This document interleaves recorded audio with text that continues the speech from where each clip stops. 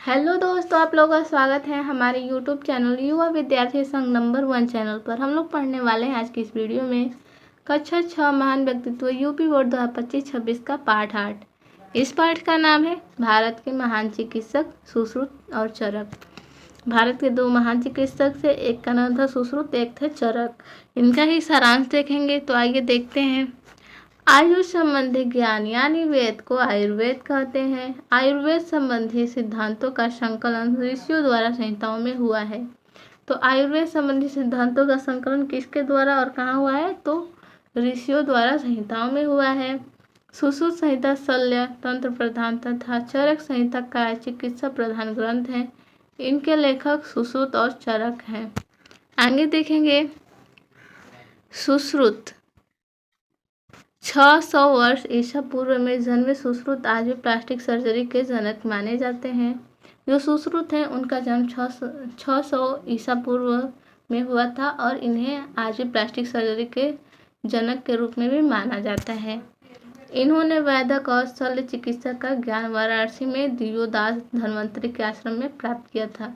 जो सुश्रुत हैं उन्होंने वैदिक और शल्य चिकित्सा का ज्ञान कहाँ से प्राप्त किया था? तो वाराणसी में दिव्योदास धन्वंतरी के आश्रम में प्राप्त किया। ये मूत्र नलिका से पत्थर निकालने, टूटी हड्डी को जोड़ने और मोतियाबिंद की शल्य चिकित्सा में दक्ष थे। जो सुश्रुत थे वो मूत्र नलिका से पत्थर निकालने, टूटी हड्डी को जोड़ने और मोतियाबिंद की शल्य चिकित्सा में दक्ष थे, यानी योग्य कह सकते हैं, यानी निपुण कह सकते हैं। आगे देखेंगे।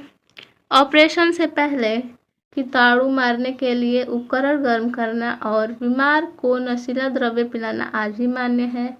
सुश्रुत ने अपने शिष्यों से कहा था, अच्छा वैद्य वही है जो सिद्धांत और अभ्यास दोनों में पारंगत हो। तो सुश्रुत ने अपने शिष्यों से क्या कहा था? यहाँ से क्वेश्चन बन सकता है, तो इसका हम उत्तर दे सकते हैं कि सुश्रुत ने अपने शिष्यों से कहा था, अच्छा वैद्य वही है जो सिद्धांत और अभ्यास दोनों में पारंगत हो।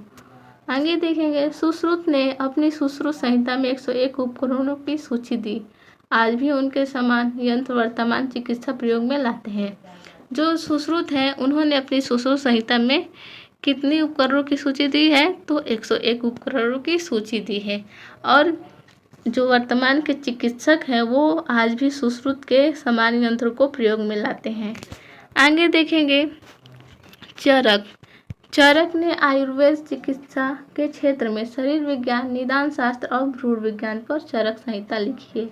तो चरक ने चरक संहिता किस पर लिखी है? तो चरक ने आयुर्वेद चिकित्सा के क्षेत्र में शरीर विज्ञान, निदान शास्त्र और भ्रूण विज्ञान पर चरक संहिता लिखी है।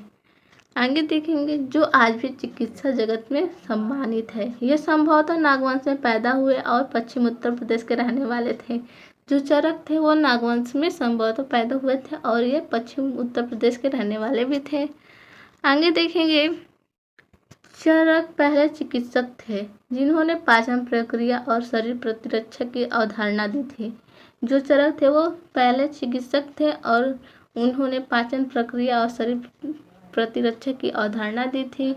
इनके अनुसार शरीर में वात, पित्त और कफ के कारण दोष उत्पन्न हो जाता है। इन्होंने स्पष्ट किया कि एक शरीर दूसरे से भिन्न होता है। जो चरक थे उन्होंने स्पष्ट किया था कि एक शरीर दूसरे शरीर से अलग होता है।